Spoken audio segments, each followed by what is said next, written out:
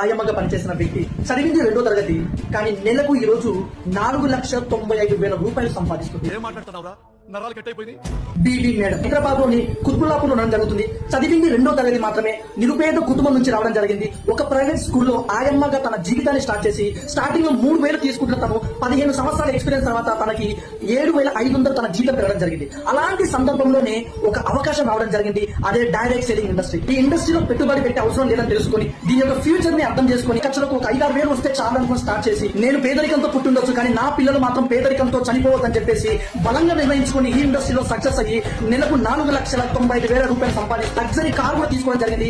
ఎంతో మందికి ఇన్స్పిరేషన్ గా మిగలడం జరిగింది. సెంట్రల్ గవర్నమెంట్ ఆధ్వర్యంలో మార్చి 8న దేశవ్యాప్తంగా టాప్ 100 మహిళలు స్కిల్ డెవలప్మెంట్ ఎక్సలెన్స్ అవార్డు ముఖ్యమంత్రుల చేతుల మీదుగా బీబీ మేడం అవార్డు తీసుకోవడం జరిగింది. లాట్ ఆఫ్ ఫ్యూచర్ ఉంది. మీ జీవితంలో మీరు సక్సెస్ కావాలనుకుంటారా?